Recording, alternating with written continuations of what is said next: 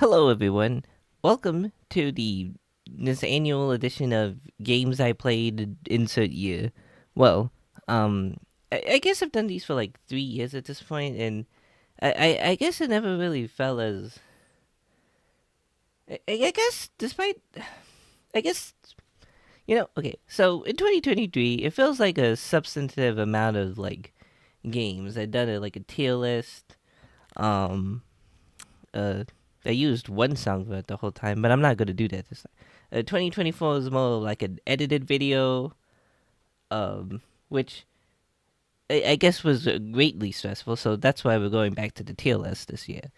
And but like even in this year, for me, play games was oddly enough more of an afterthought.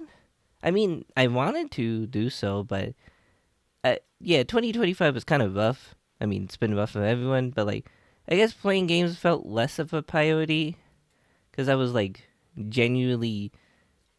It's a whole thing. I mean, like in trying to do so, so I felt genuinely stressed and do so. That's why there were large stretches of where I did not play games for like a long while. So, but and I guess I didn't really play any new games except one in this case. But we'll get to that. Oddly enough, years of like one many indie games, many which I've had, I guess.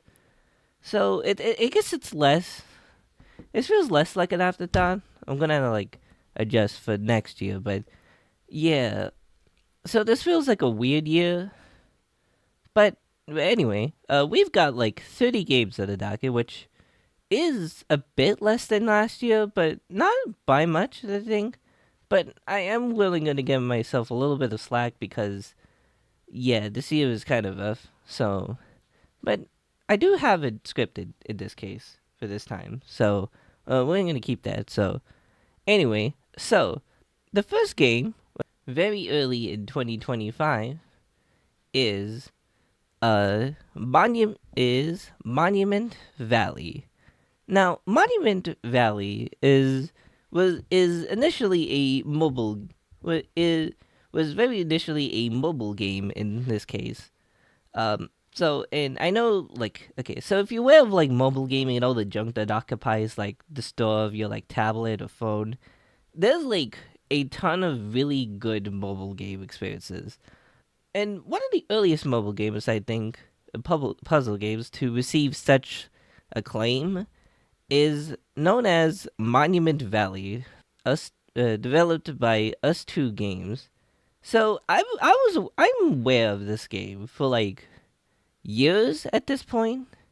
Like I remember seeing on my seeing on my Android phone. I was like, oh, I always wanted to play this, but it was a paid game, and I didn't necessarily spend money on mobile games. I guess I don't really do that. But this was okay. So this version, this is Monument Valley. Okay, so the version I played initially on Apple Arcade and later Steam is known as Plus or Panoramic Edition, which is basically has the original Monument Valley and its two DLCs, Forgotten Shores and Ida's Dream, which is like a one level sort of thing. So Monument Valley, if you want to know what these games are, Monument Valley is an isometric point and click puzzler where you control a small character you're exploring the geometry around her, literally geometry. There's not really an active story beyond like parts of levels where you encounter the spirit that beckons you to repent and return the geometry that you have stolen, because I guess you are a thief in this case. But it forms the basis of what you do. It like evolves you that when it comes to the ends of levels, that you take out your head and you kind of return it to its glory. It's a game that looks simple. It literally and figuratively hides layers in its structures to traverse to, and uncovering them is like the appeal of them. It's like finding out that like there's a way to view a certain part of the level. how to walk up, down, and sideways, twists and turns, all with the ambient music and melodic sound effects with like a lever or wheel. It's that's an ambient, cool experience. It's a relatively easy experience. It's not very difficult at all. So except the DLC Forgotten Shores, they add a little bit of creativity and challenge that honestly kind of surpasses what come before. And I Just Dream is like offers some clever tricks up its sleeve. This first game is pretty damn great actually. So yeah, this one is pretty great. Highly recommend this one. It's not the hardest puzzle game, but it's one of the most it's most, I guess, simply appealing puzzle games. I guess if you would to say. Okay, so the second one we have in this game is Blast Course.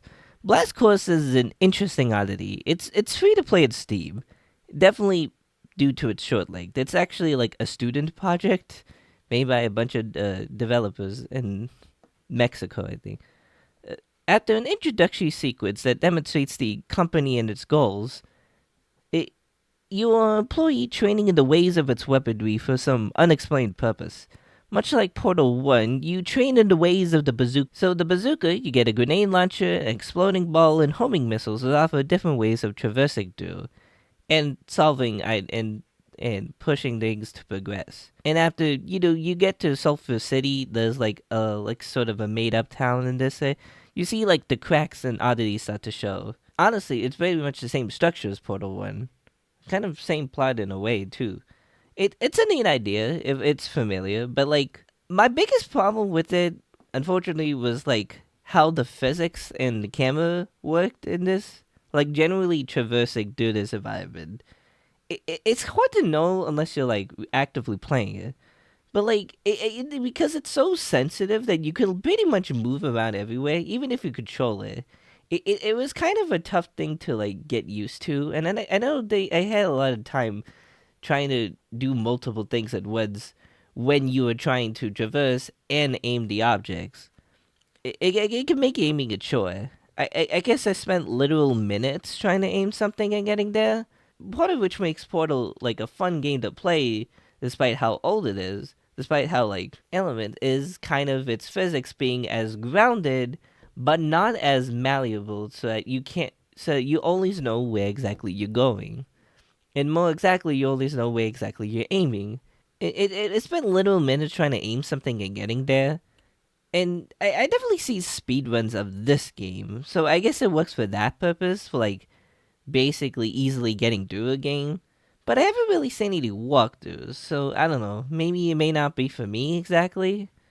I mean, it's a shame. I definitely did it had potential, but it kind of ends as soon as it really begins. Although it kind of is an abridged version of Portal too. The developers are nice. I was in the Discord one, so yeah. Basically, I hope the developers are learning for this to like kind of is basically the first game, so I kind of think that they learned for this. But I'll be honest, it is free though, so I'm willing to give it a little bit of a pass. Kind of mediocre, but not necessarily bad per se. No. The next game here is Samorost, known as Samorost 1, I guess, in Richard's way. So this is Amanita's design game. Amanita designs the game. So they're a developer known for making a bunch of really unique, really, really visually strange and distinct, like point and click adventure games. So this is their very first game back in 2003, and which was remastered in 2021. I do like point and click games. So this first installment is a simple one. You have a tree rocket ship, and the crater is headed towards it. So you are like a strange gremlin. You have to go and stop it. It's a surreal experience, mixing like realistic images with earthly drawn environments as you explore this strange world to see what happens, and then you discover what connects nature, and you traverse through it. It's a short but sweet experience, but I'm hoping that the sequel could lean more into its development of weird and surrealism there's like a really solid idea. I think it's a really good experience to start with. So I'm gonna say it's pretty good here. Now, for something completely different, milk inside a bag of milk inside a bag of milk. So, I bought this on a whim. I didn't know what it was about. Like, it was pretty cheap on Steam, and it's something. So, in this very short visual novel, you play as a girl who's out to get a bag of milk, as you do. But your mind talks to you a lot about everything. How you walk, why you talk so much, tauntingly, and it taunts you with every insult and the trauma that happened in front of you. Yeah, it's a game that literally gets you into the head of this character, while also being on the outside in its meta text. It did meta text initially, but then it really turns into text as the character talks to you, the audience, and like you want to truly empathize, with that pain, even though you may not like experience it yourself. It's an extremely effective piece. I'll give it that. When the thoughts are not that harsh towards me, my thoughts are not that harsh towards me, thankfully. I do have, harsh words sometimes. Not the easiest experience to digest, but I think it's pretty good nonetheless. Pretty great nonetheless. So, uh, okay. This is not a ranking of every game based on like how it's just mainly okay. So I will say that this ranking is mainly because just kind of category sorting which games I liked. It's not against each other because, as you could probably tell, these games are very, very different from each other. So it'd be impossible to rank them. So just based on how I enjoy the experience, I'd say this is a pretty good game. Right, next up, we got Joe Danger 2, the movie.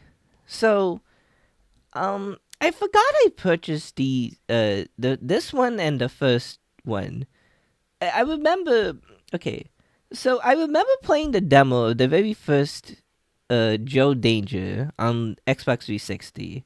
I had such nostalgic memories of playing that. So I want. So when I bought them both on sale. I played the first one. I remember liking it at that time, but like I didn't really go on my way to finish. I guess it was mainly because how fast it was, and like I got really like stuck. It didn't necessarily click with me this time. It didn't necessarily click with me because I just didn't really think it was that great. I didn't necessarily think it was, despite like solid ideas. I felt like it felt like impossible to like really get a hold on the speed and like know where exactly you're going. So, and I guess the sequel, I wasn't expecting that. I wasn't exactly sure they'll just jump straight to the sequel. But to my shock, I thought it was great. I mean, I honestly would say that it surpasses the original. The thing which surprises me is like it isn't too dissimilar from like the first game in its main mechanics and presentation, but there is variety and there's also brevity to its levels. You're not just on a bike. You're on a snow bike. You're on skis, minecart, and even like a jetpack. There's also like smaller missions to complete, such as getting stars, time, trick combos, and certain level centric goals packed into every level. The idea is that of this installment is that you're like obviously you're like a stuntman in various action movies. You need to make the best action possible. Again, so the levels go by as quickly as possible. But you're still able to see the action in its cues. It's not as impossible to tell. So there's like a lot of levels, both in like the main campaign and like optional, and it's rare that any one of them feels like unfun. The times where it's like feels frustrating, where you have to repeat a level over it again, it's like seeing those like later levels, like you just kind of like face the obstacles here, just do it over again. It feels like less common, but like it still exists, but it's not like a huge detriment. And I would say, like, I had a blast beating this game, so I'm gonna say it's pretty great. So, oh yeah, sequel time, baby, Monument Valley 2. So this sequel sorts of the Monument Valley 2. Same thing. We got a plus and also panoramic edition on Steam. So this sequel starts off much like the first game in this first level, except in this case, as you can probably tell by this poster here, we got a mother and a child who like follows along. The levels here are much less optical illusions. They're more so in like the brutalist style, where the like paths diverge and converge. And that's where like the theme arises in its gameplay and dialogues with the elders. That being of parenthood throughout life and the relationship between the two, especially when it turns to one's own purpose. How one follows and learns from each other and independently, which integrates it into the level progression and certain levels. Initially, you have both, but once you send a child, like initially in the first few levels, you have the child just like following along, not exactly understanding what her mother was doing, but just following along, simply because it's what she does.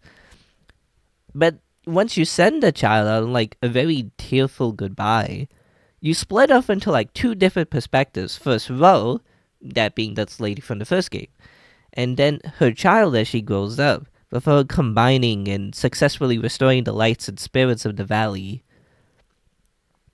Many times you do it independently, and sometimes you have to do both on the path to lead the way.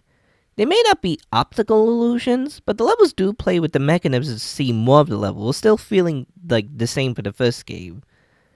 And there's a certain abstraction to the colors that actually feel very striking in this installment.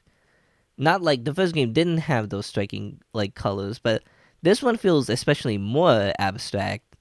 Well, despite the, like its brutalist structures too. So I really, this was like a beautiful game. It is like I think it relays its themes super well. Like in this puzzle game, it'll actually do offering a little bit of a challenge. So the Lost Forest is a great bite-sized experimental, environmentally based set of 4 levels. They travel to like a lost gem. Like it's like traveling to a lost forest, and it was basically made for like awareness of climate change. So I do gotta give a thumbs up of that.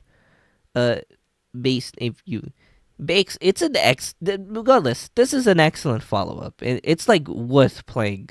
It's worth playing on the phone or even on Steam, which I think most people may not do it, but I would say, this is yeah baby. And another sequel, Samurai's 2. The second Samurai's game, it adds a little bit more meat and length to the original. Though, comparatively, it's not by much, but you know. Some aliens land and steal the fruit in the main character's tree, but when the dog barks at them, they kidnap him and take off. So, yeah, now it's up to you to save him. One thing I noticed here is that a few added cursor cues and animation that helps it become more fluid, but still feels like the very first game. It's like very strange, earthly beauty. Indeed, they're all like chapters this time, both in the rescue and the escape back home as you both get stranded on the way. There's like an added bit of slapstick humor when it comes to the aliens and a few unique puzzles and sequences.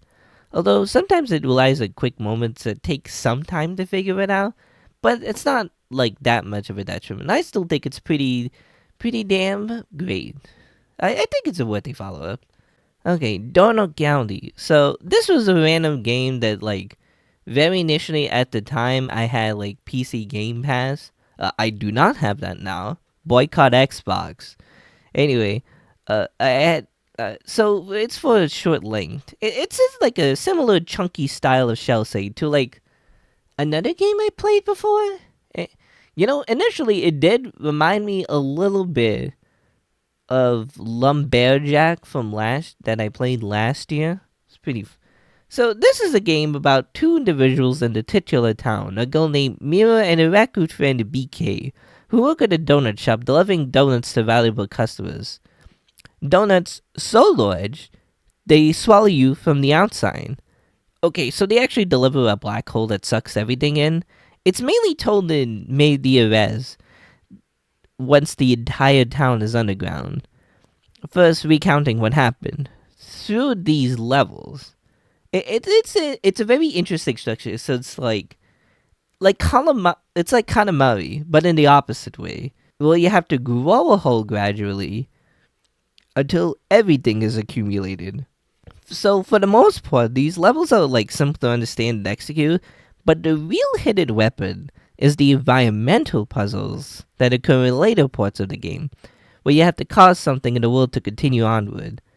It's like an intentionally ridiculous pursuit where it becomes hilarious just how everything becomes chaotic in addition to the story of errors. BK is like intentionally unlikable and sarcastic. Like, he doesn't get why the things he did are wrong, but he's not like a hateable character.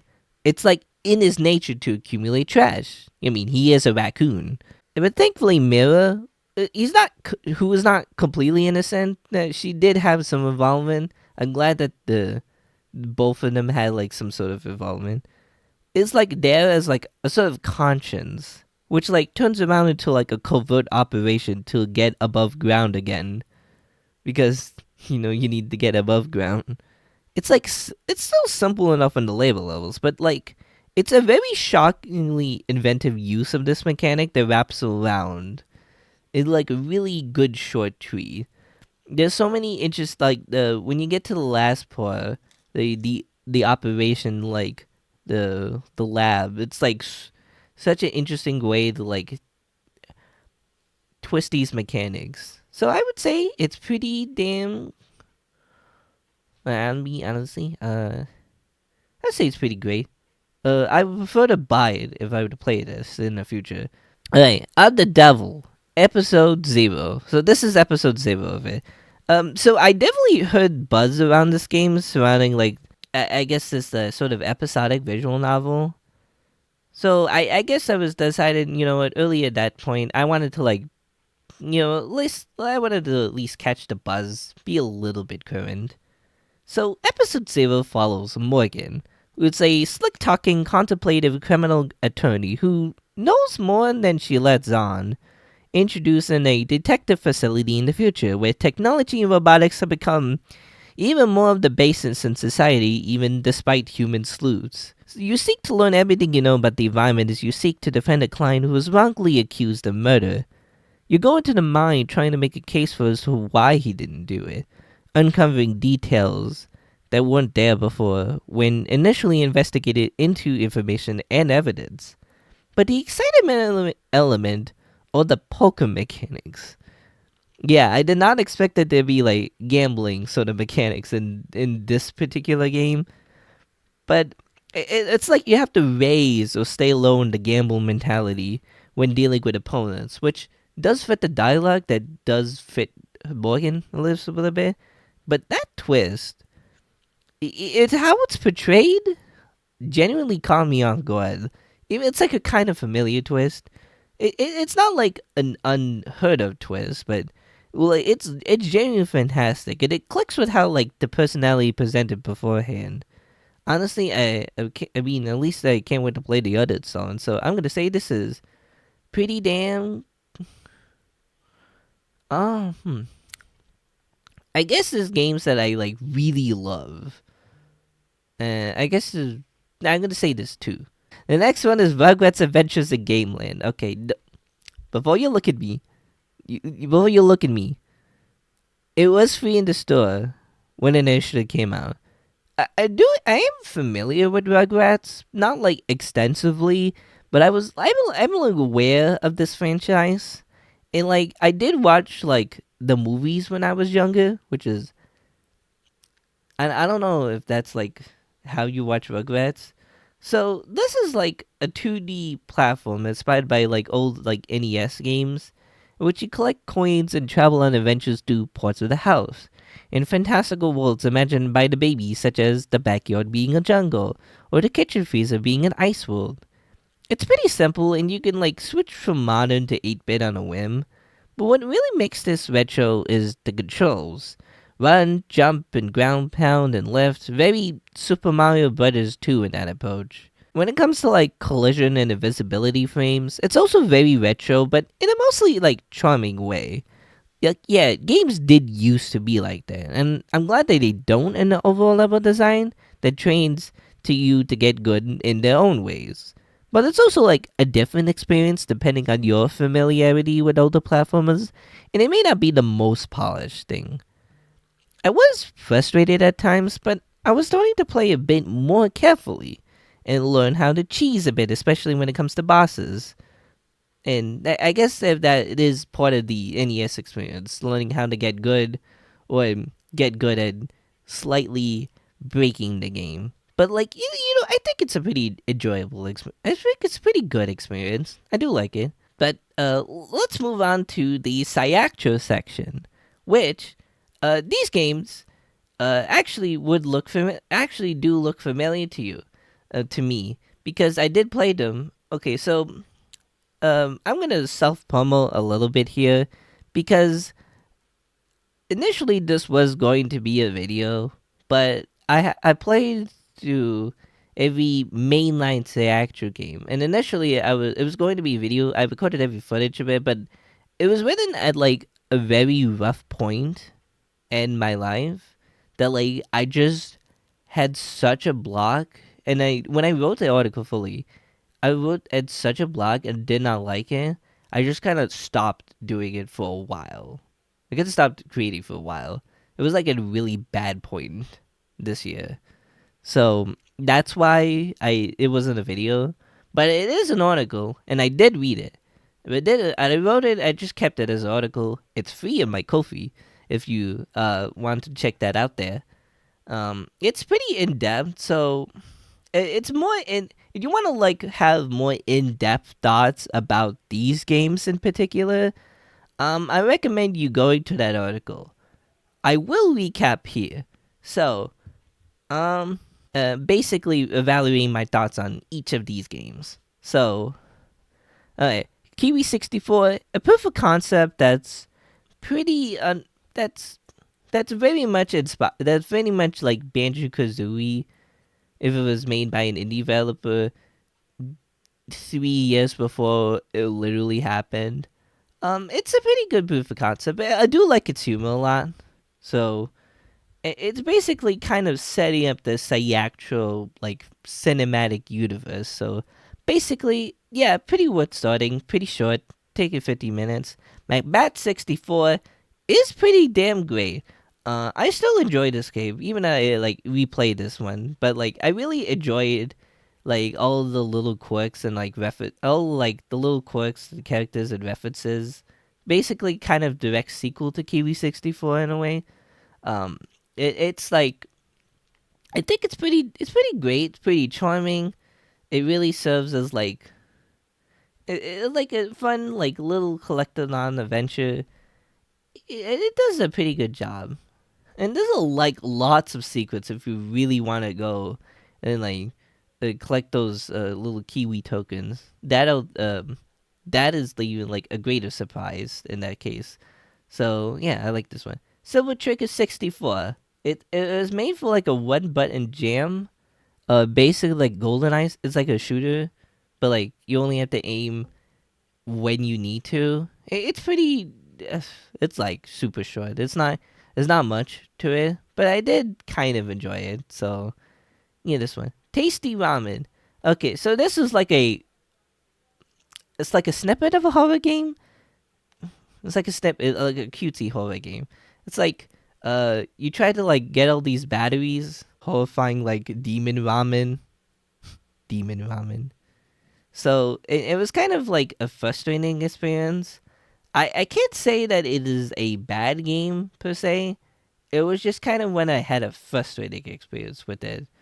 So I'm gonna say that it is pretty good, and I'm just gonna leave it at that because, quite frankly, I don't necessarily like that. Hungry Ducks. I didn't. I guess I mentioned this very briefly, and I don't really have a lot of thoughts. So I guess it's a arcade game. You have to feed a bunch of ducks, basically kind of multitasking between like getting apples and that such. Um, I would say I guess it's mediocre, but I guess I don't really think much of this game. But I'm not gonna say that it's bad either way. So, Toei 3D. Yeah, I mean it's Toei 3D. It's the first Toei game. The Toei series I really do have a great appreciation for, especially like this first Element is pretty early, and it does do a good job of like setting up those expectations of like what the basically expeding through these levels are like obstacle courses, and like the times are like some of the greater achievements and like getting times were like kind of difficult, but I wouldn't say that's like impossible. I would say that it's a pretty good experience. It definitely like is the first game in terms of like what it sets up, and it may not be like completely like fully formed yet. So I'm gonna say it's pretty good. Toei Jumble Jam. Um, so this is like a remix of levels. It's a remix of like level assets from the first Toei game. I didn't necessarily enjoy this one that much. I'm not gonna say that's also not really a bad game per se. It's mainly like a very short. It's a very short collection of like remixes, which I think do a good job at like creating a different sort of challenge, like and sort of endurance challenge. But for me, it's not necessarily a challenge that I would really like because I think for me, like pacing is kind of important and it kind of like drags a little bit, especially if you have to like replay a part over and over again. So I don't know, not necessarily one much to think about. Toei 2, oh boy. Toei 2, baby. Toei 2 is the real deal. Like, it improves upon the original in every single way. To the point it's kind of like the bases. Like, the levels are quick. The levels are fast. The levels, like, you go to levels are fast. They're more condensed. You, like, light train. There's so much variety. Like, oh, the music is awesome, too. Like, you think about, like, Spokelpork? Oh, Chef's Kiss. Awesome. Awesome, too. And, like, there's so much variety, but like they leave such a strong impression on you despite you going through very fast. I really do. This game you probably know if you ever been in to play indie games, but yeah, this one is really great. Happy to replay this one. Happy to get the links. Happy to break the game too. You know what I mean? Yeah. So yeah, this one great. Toei Genesis. Like I guess a sort of teaser for a future game we'll be talking about in a bit. And what we're gonna do, yeah. So Toei Genesis is like a little bit of a short like teaser for such. It offers a little bit of different mechanics. Like for example, you naturally run as fast, so that's such. Um, it's like you like sort of like a Green Hill Zone. You're under like a Sky Factory, like in Sonic 2. Anyway, and then like a rival like Sonic CD. So it's very short.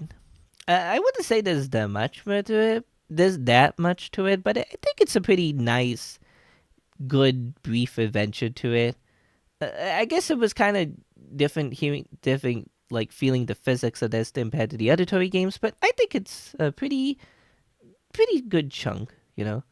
Beanie was one of my like biggest surprises. It's also one of the most different games in this list because like this is not necessarily a 3D sort of adventure, like in terms of gameplay. It's rather a 2D with like Donkey Kong Country esque like graphics, and like the aesthetics are sublime in this one. Really, it really does capture that unnurturing horror, which of like of these games. Like some of the levels, other levels are like kind of like unsettling in that, but it's a pretty. I honestly really dug this game. I could probably like. It's also a very short game. It kind of bridges the gap between like this next game we're gonna talk about, but like literally like next gap. I really do love how like you bounce. Like the speed comes in how well you're able to like time your jumps and like effectively like keep moving during the obstacles. So it's a pretty damn great. It's pretty great. I would say that this is like highly recommended one. It's also pretty charming. Oh, I think Beanie is like non-binary from what I think that I asked. So, shout out non-binary people. Epic. This also does have like a brief teaser of like the next game. I guess like of like one sort of level teaser. The game was a little bit frustrating, but I guess it was mainly like a work in progress, so I'll let it slide. Um, yeah, it's pretty great. So now we get to the big one. The big one being Super Kiwi 64 and its accompanying DLC Doomsday. Super Kiwi 64, uh, kind of to spoil, but I really love this game. This game is like the pure collectathon, like just exploring stuff in condensed levels as like possible. It is genuinely great. It is genuinely amazing. Actually, I love this game every time I play it. And I never really did the time challenges now, but for the sake of doing so, I guess I did. And they're pretty challenging, pretty difficult to say the least. But I did find them a really good challenge. And there's like a sort of ambiance, but also like unsettling creepiness to it. That it's always like existed throughout like say actors' work, but I really think that adds to the experience of just like exploring these levels, like these spaces that like feel of a time, but like of like a different universe. So, and Doomsday does like follow up upon that Cyactro cinematic universe lore a little more like grand environments and like good challenges too, good platforming challenges as well. So, yeah, this is great. Easily, honestly, easily great. These kind of, these, I don't know why I really did, but I just kind of want to sort. Tory Jumbo Dam 2. Now, this one I have mixed opinions on. Um, like, I would say that part of it is actually, like Tory 2 and on Tory 3D, Tory Jumble Jam 2 is an improvement upon Jumble Jam, the first one. But I think there's also like a few frustrations too. There's like one level that kind of like frustrated me to like no end. Um, but I think the other levels do. I think this does a really good job of being like a set of remixed levels way more than the first one. They feel like generally new levels despite using the same level assets. And I did learn a gameplay mechanic in this case. So I think this is genuinely like it's kind of mixed. I'm gonna say. I guess I would say that I did like it then this year more than last year. So I'm gonna say it's pretty good. I would say if in a mixed category, you could probably do that. Towing missions. Now this is it's another set of kind of like remixes of levels, but like more shorter mission based bite size, like traversing through a level, like like certain apps sort of like obstacles and their arrangements or how the level is done. Um, this is one of the few games I didn't finish because I was like kind of frustrated in doing so. Like, well, actually, most of the levels I did beat, but some of the in the end I just could not. The challenges were kind of just impossible for me, and like the last with like the skull and such, it was like so stressful. Honestly, maybe not. I don't know. Maybe I'm on the side of erring of like that kind of hurt my experience, but at the same time, I did kind of enjoy most of it. So, I'm not sure. I'm not gonna say that. I don't know. Maybe these aren't good categories. I'll probably think about that. But like, I wouldn't say this is. It is kind of neck and neck on each other, I suppose. Alright, Lego Batman, the video game. Now, I've done kind of a video about that one. Um, I guess I'll talk about my experience making that. It was kind of like the first thing I made, like I was trying to make for so long. Like it's so stressed. It was like going throughout my experience playing this game for the first time, um, like not sans free play because I didn't do that. And my experience was pretty good actually. I did really like it. There's like I think part of it is kind of feel like it's meant to be in co-op, and there's like definitely a bit of like pacing issues in the latter half of the game. Like some levels feel like it's way too long. There's some like junk. There's some clunk to it. There's some old like clunk to it that's like kind of its time. It's charming, and I definitely do like it. I mean, it's Batman, and I do love like the costumes and all such. It's a pretty good experience.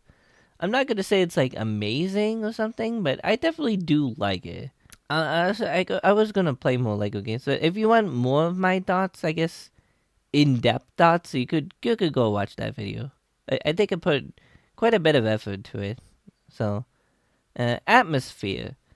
So like you need, I guess. Well, it was like sometimes you really just need a perfectly adequate game to beat. So this is one of those games.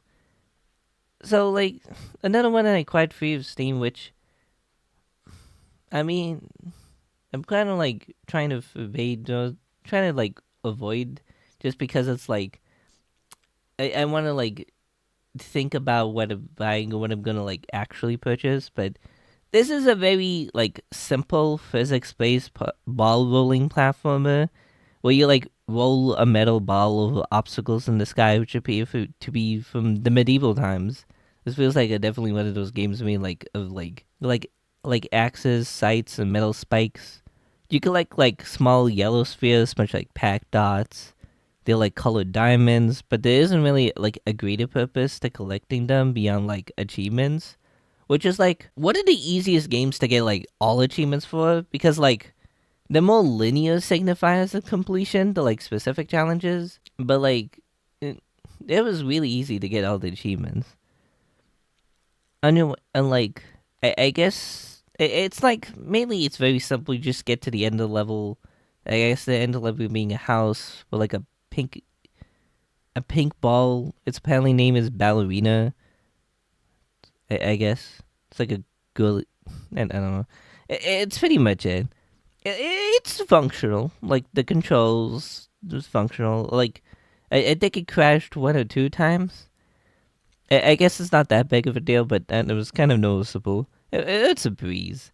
It may be too much of a breeze. It was like getting through the levels of like a quick manner, and like despite like falling many times, I mean, there's an achievement for doing that. Funny enough, but it's not like difficult. It's straightforward. It is relaxing, but it's not really a memorable experience. I mean, I guess I don't know. It's like the sort of game that you do, I guess, like remember in the moment, but not really after it. I'm kind of like it was a fine experience, but I don't really. I guess I don't really remember it that often, that well. So I mean, suppose so.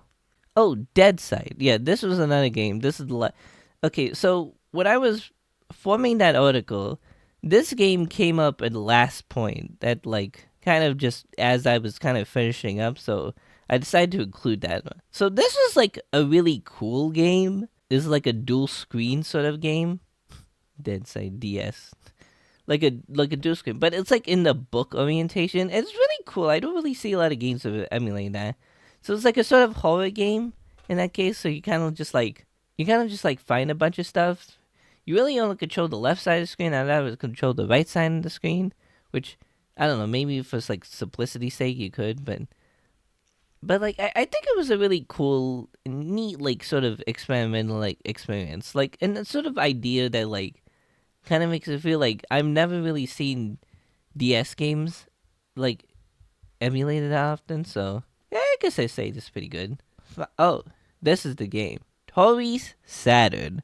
So this was kind of in that the whole video was kind of in preparation, or article was kind of like in preparation for this one, and I guess I did like get it. But it was nice that I took like a break and I did beat the mainline Sega games, but I also like waited a little bit so I could like have it fresh in my mind. It's like so this is like I didn't really get to talk about this anyway, so I'm gonna get to talk a little bit in depth. So this is like a direct sequel to Genesis. In like its title is like a console successor, decided meaning like the actual console successor to the Genesis, and like the plot, which like the rival character known as Hockey losing a race, which is kind of like the last level of Genesis actually, and you like one up the evil like the nature by like stealing all the ice. It's like a direct continuation of like the other Tori games, like in Tori 2 where Glitchy steals the ice cream or something. And the Glitchy and the chef, there's like familiar elements there, but there's also like a lot of newer elements. And there's a lot of newer environments. There's like a new way of like traverse. So the interesting thing about this game, in that you actually don't have to hold the shoulder button to like run. Running is just the natural default, which kind of reminds me of Lunasis, but running is the natural default and you hold to walk. But it's like, it's, I think it does, it serves as a natural continuation of that. So, like, you don't, like, these games are naturally meant to be speedrun to an extent. And I really do love that you get to like really exemplify that more in this case without being like uncontrollable, because like you're meant to like it's like these condensed environments and you like do like speed drill. It really feels more like a Sonic game, like in that sense. Like you just speeding through these like environments which just feel like specially designed to like be noticed on like a spectacle. But it also introduces like a new layer challenge both in like collecting stores. There's also like harder like time rings too. I haven't really done those yet, but maybe I might do them in the future.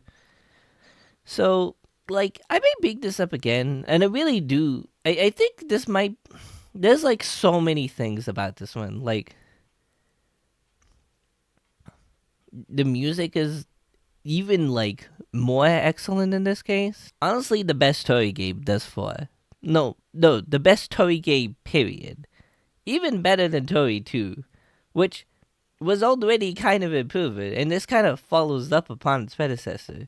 Although, maybe, I guess you could play Tori 2 first, but it's just so good. Genuinely amazing. This is like the culmination of every, like Tori game that, like, builds upon, like, a decade of experience working with. There were, like, 4 years of working. It's, like, so cognitively wonderful and like so charming too. Like this last one is like has such an arcade like race, which feels like it kind of feels like a lovely reference, but like it also feels like a really good gameplay mechanic. It's like the time bending, like the universe bending elements could creep in. It's like like this is just an incredible game. I could kind of like go on all day about it. I just genuinely great game. Like the one game that came out this year, yeah, this was the one that I played, and again, now for something completely different, Depression Quest. So this is probably like the least game on this list. It's mainly like an interactive fiction piece. I remember hearing about it on like a stream mentioned somewhere. So it was kind of released way back in 2014, directly in the middle of Gamergate. Gamergate is a whole can of worms within of itself. But I will say that this game received a lot of negative hatred towards like its very existence. And I personally think it's not meant to be a conventional, enjoyable experience because as they say in the game, depression isn't fun. I guess it's mainly like a piece, much like I think the aforementioned milk inside a bag of milk inside a bag of milk. So with the it has this sort of solemn contemplative music and like a static that pops out in times of crisis. You read the story of an adult struggling with depression and eventually getting better. So I love how in every single choice, the fourth and last one is always crossed out, since it's meant to convey that the logical choice to stay away from depression quickly isn't at the forefront, and it's often forgotten. You really do have to go near rock bottom before it gets better, after all. I mean, I don't necessarily have clinical depression. I have to face bouts of like sadness and depression. That's like isn't too far from this protagonist of the story, and it's a very, I argue, it's very straightforward, but it's also effective in relaying to the audience of why this affects everyone. And it's like the importance of therapy and medication. Yeah, honestly, it might have been felt really relevant. It's felt even more relevant now because, like, over a decade later, it very much rings true. It's truly helpful, especially since, well, the world has gone into greater conflict, and we're all just stuck in it. So, you know what? For what it does, I think it's pretty damn great. It's especially I think it kind of needed it this year. So Hue, this is another. So this was another game that like it's kind of laying dormant in my Steam library for a few years now. I did acquire this for free. So the last game, I did try to like play it a few times before, but I wasn't able to do so until like really sticking to it now. So, this is a 2D puzzle platformer in a black and gray world where you play as a young boy traversing it. So, at first, there's like no color until you come across like a shade of blue. As told through these letters that you collect, this tells the story of an older woman and a professor, detailing the history of their experience with experiments with color before it all went awry. Finding this color unlocks a ring in which you access with the right analog stick, which adds a bit of needed complexity to move it just being running and jumping. When you use a color, the background is filled with that color and those objects disappear, while other objects can reappear as they are in different colors. Being a linear narrative, your goal is to traverse through each part of the cavern's various rooms through each passageway, avoiding deathly obstacles and large gaps. And the thing is, any object can be colored. Crates, bricks, and even the obstacles themselves. And that's where the real puzzles lie. How to traverse through each obstacle and level where you can only choose one color at a time. Planning on which to use and how to move throughout to control switches and block the depth. Mainly, they rely on a combination of quick thinking and careful motion. It's a quite serene and atmospheric game, with the contemplative, modest piano score and ambient sounds filling the space of deep caves and rooms. It's a polished and clean looking game, too. It's maybe a bit empty if you just run through everything, but the silhouette layouts really do their best to stand out.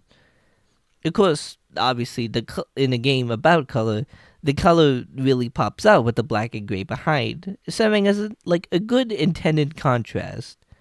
And the story to Letters is honestly pretty sad, especially once it reveals who you are in this story that the woman tells, and like the greater purpose of this of color. When it comes to revisiting puzzles with the following, it is a little tedious to solve it in the exact same way, but at least you could do it like quicker. I do think I recommend this kind of playing in a more portable experience because I think it's a good jumping in and out. Like it's just something like it like takes no time to just like takes little time to like just figure out just you can jump right into it. But I really think this is a really good and like charming. This is a really good and charming puzzle platformer. So I say it's pretty great. And last but not least, Castle Break. And this looks like I guess we're gonna I guess we're running it back to like mobile like games. I guess this is one of those like dime a dozen like mobile app games, mobile games store, mobile aim apps. It's like a very cheap game of Steam. I mean, it is true in both cases, but it was on giveaway. So I did play it for around a few minutes, until like very recently, I did like want to try to beat it. It's like something. So imagine an arcade shooter like Galaga, which is like a single vertical screen and point based, but you base it in medieval times. But it's also Breakout, as you control like a large robotic tank deflecting any bombs to the opponent. Combine a bit of physics and strategy in defense, and you have like a combination of that. Like at first glance, it feels at odds with itself. Like it somehow works like wonderfully. Since each element is simply designed to work in an arcade format and use just a mouse, it feels easy to comprehend. But it's not easy to complete though. Because you're faced with more than just bombs, broken defenses, dying soldiers that serve as a health bar, towers that shoot lasers, bosses that shield your shots and fog of the intrusive and deadly kinds. However, you are also equipped with power-ups, such as extra types of weapons, defense, and soldiers, as well as a system of income, which is how often they appear during a battle to replenish items. And there's a bit of tricky decision planning during, like, to determine what you currently need and don't need to make it through, because there will be death and destruction inevitably. It's just how well you can like minimize that to progress to the next level. But it doesn't feel impossible. It's a tense and definitely overwhelming experience with multitasking, and like there's a lot of chaotic noise in battle. And sometimes it's like difficult way to determine whether you'll win by like the luck or your skills, which can like impact progression. But like the most part, regardless of whatever sort of criticism that I like really got into this game, and I do love it. I get why people into roguelikes now in like some way. Like it's a game that when a game really clicks with you, without like the mechanics, it can be a great way to like stay engaged repeatedly. It's not exhausting and draining unless you become that way. You can play for hours or only a few minutes, and you're still satisfied. And like this is a great vertical window experience. It's like really cheap to boot. I actually really recommend this one. So, you know what? This is going great, and I guess we have it. 30 games. I guess. Fortunately, I didn't really play any like bad games. I guess, which I guess is was kind of inevitable. Okay, yeah, I guess I didn't really play any bad games, but like even like I think the worst game, but it's not really necessarily bad. But I also feel like maybe I didn't really play that much of a variety, which maybe I'll definitely have to change that because I definitely acquired a lot more games and a lot more varied experiences, which I guess I wanted to try this year, but you know, them's the breaks. Yeah, you know what? Pretty maybe not as engaging, but I'll definitely, you know, what? I wanted to make more videos, um, but like, and yeah, this is kind of rough. So, well, up until kind of recently, but even so, it was kind of difficult to just like motivate myself and have time to make stuff, and that probably definitely changed because I think there is a more like clear path. May not be like the smoothest path, but hopefully there's a path.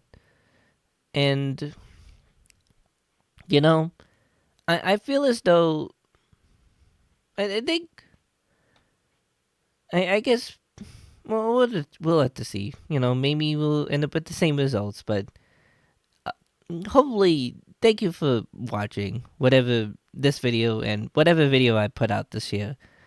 It kind of does help, and I do appreciate that people like at least have an interest in my work, and then it doesn't feel like a waste of time. And I do appreciate that, even though this may feel a little lackluster. You know what? Maybe this isn't too lackluster. Maybe it's just comforting. Maybe this feels like kind of going back to familiar territory with a little bit of new thrown in there. Because Maybe it was needed. It was one of those years. You know what? 2026 will be different. Hope. It is a different year.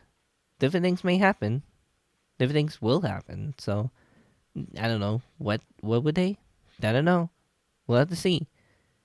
Now, I guess for next year, I wanted to try clearing out a little bit of the backlog that I have. So you may discover a lot of older games, but I want to do and try and find newer games I may be able to find.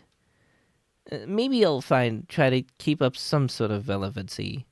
But for the most part, I'll try to stick to clearing out a lot of my interesting backlog, including ones in my Steam library and other libraries that I have, because there's a lot of interesting threads that I've been wanting to play for some time but haven't gotten to, and hopefully that may happen. So yeah, thank you for watching, and happy holidays and happy New Year. Actually, see you all next year. Peace out. Bye bye.